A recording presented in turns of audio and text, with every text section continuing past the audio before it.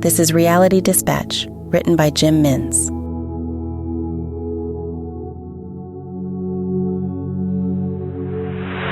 Master Wilkinson, sir, Josiah announced in his servile tone, loud enough to notify the others to rise from their slumber and be on guard. The hour was late, or early, depending on your perspective. The barn was cramped, and the day that followed demanded back-breaking labor, particularly harder than most harvests. Something about the cotton.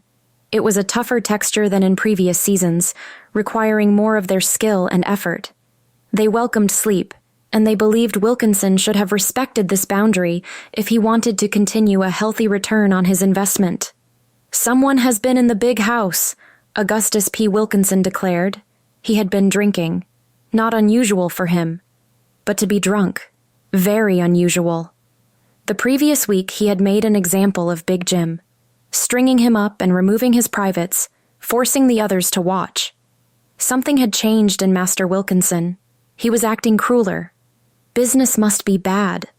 None of the others could get a read on him. He was a new slave owner, a new plantation owner. His inheritance from a family trust, of which he was the sole beneficiary. He was elusive, and that made him dangerous, especially since he had never entered their quarters before at such an hour, at any hour, and never drunk. "Master Wilkinson, sir, we have all been sleeping, you see," said Josiah, always quick to stand in front of the pack, even if it meant a brutal assault. That was why he had the respect of the others, and why they had unofficially assigned him the role of leader. Wilkinson turned to face the elderly man, swaying as he did. He gave a look of adjustment, as if his body had moved too fast to address the speaker while his face and mind were still catching up, contemplating that he was no longer addressing the slaves as a whole. "Don't talk back to me," he yelled, and slapped the elderly man with an open palm, rounding out his assault with a closed fist. Josiah recoiled in defense, holding his hands over his face where he had been struck. The pain and humiliation caused him to cower in the corner. None of the others stood around to shield him, fearful of a retribution that was inevitable anyway. Regardless, no one would voluntarily submit themselves to pain. Wilkinson held his fist in agony. He was not a sprightly man, and the act of striking a member of his property was enough to remind him that his fit and proper days were behind him. "God damn it!" he yelled. "Son of a bitch broke my hand!" He moved his hands up and down, trying to slow the pain that radiated from them. "Y'all wait right here. I ain't done with you by a long shot," he yelled, as he stormed out of the cabin and proceeded up the dirt path to the big house, which was lit by the moonlight. The others watched as he reached the porch and lit the lamps to assist him upon his return. Josiah watched the barn door sway with the remnants of Wilkinson's departure. He had slammed the door in anger. It had chipped off the floor panel and exposed a rusty nail down the line, inside the quarters. "Where he going?" asked Hannah. "Probably gone to get a bigger stick to whack us," said Millie. "No, he ain't," Josiah said to those tending to his wounds, under the safety of Wilkinson's absence. "He's gone to wake up Mr. Harper." A collective shudder rippled through them. Nathaniel Harper was a sadistic animal, capable of acts beyond human understanding. He presented his skill set to many plantations in exchange for a fee.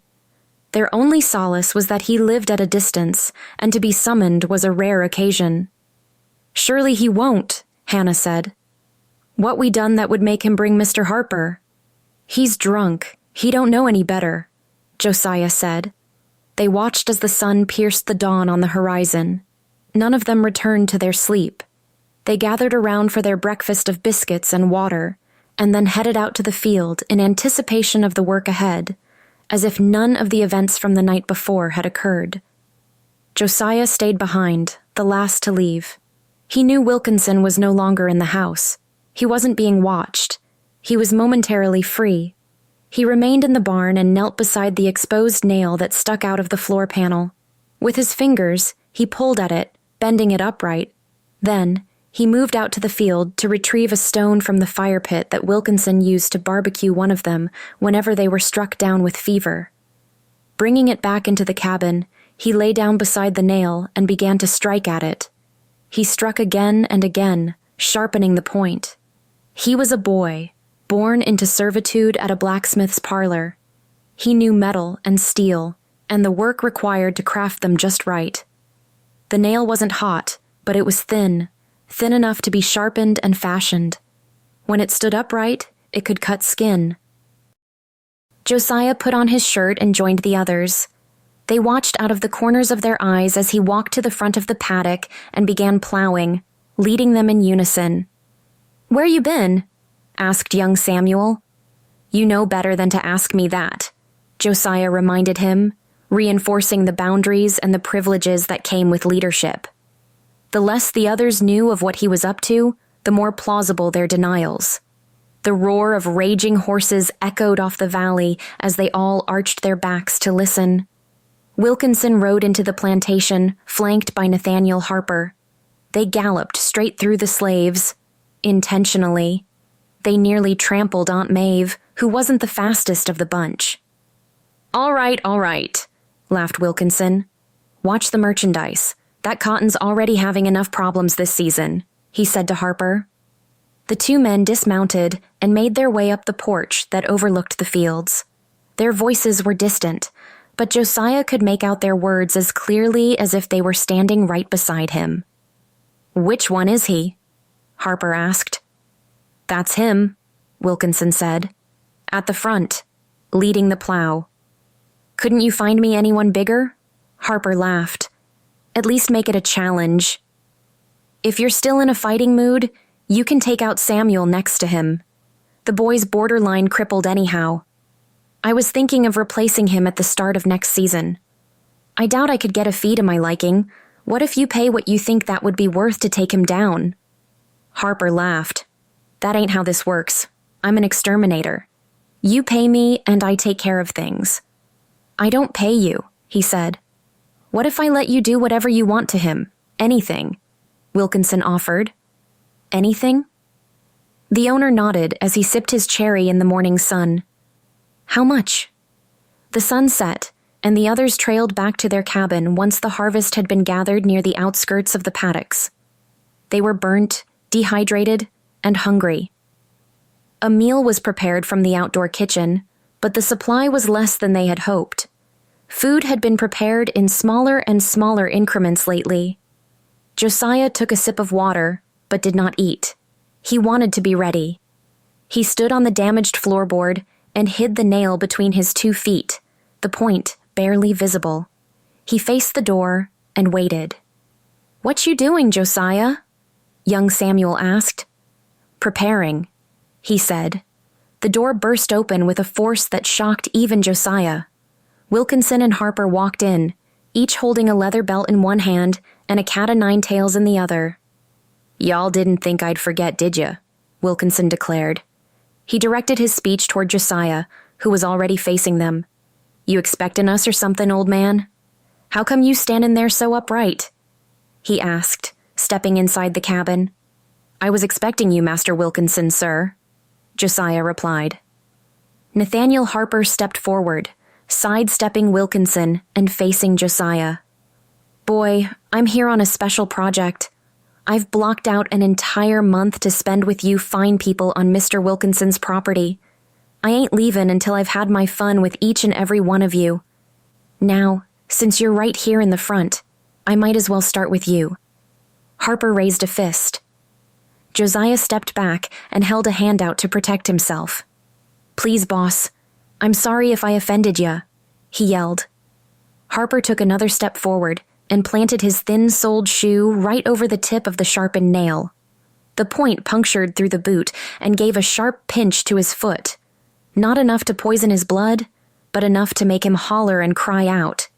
He bounced around, clutching his left foot while his right leg did all the hopping, unaware that the source of his pain still posed a threat. His left foot came down right on top of the nail again, and this time it drove straight through his foot.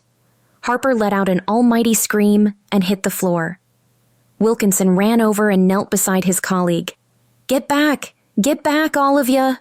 he barked, holding a hand on the shoulder of the man writhing in agony on the floor. Josiah stood amongst his friends and family, all watching as the white men squirmed and moaned while Wilkinson questioned Harper in a frenzy. Josiah wasn't watching them at all. His eyes were fixed on the leather whips and cat-o'-nine-tails that had been dropped in the commotion. They lay on the floor, Wilkinson's by the entrance to the cabin, and Harper's a foot or two away from him. "Jesus Christ, Harper, tell me what happened, man," Wilkinson demanded. "My goddamn foot!" Harper yelled back. Josiah walked over to the weapons and kicked them away from Harper. They skated across the floorboards, landing near young Samuel's feet. "Pick them up, Samuel," Josiah directed. Wilkinson saw the commotion and stood. "Don't do it, boy," he demanded. Josiah marched over to the door and picked up the others. The crowd stepped in close to the white men, surrounding them.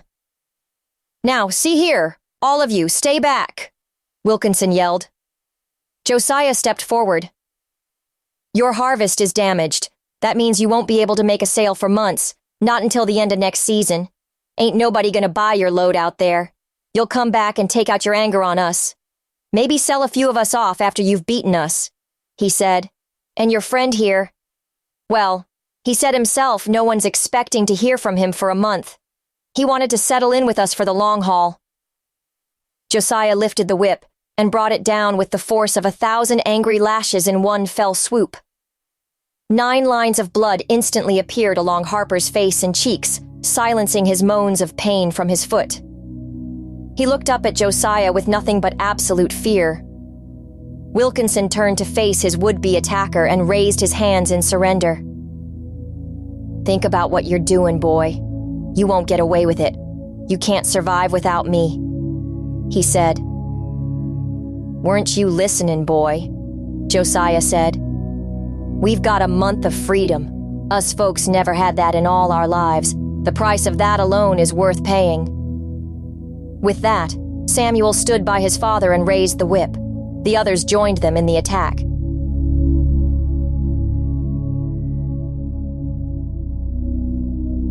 For more stories of fact-based fiction, head to jimmins.substack.com.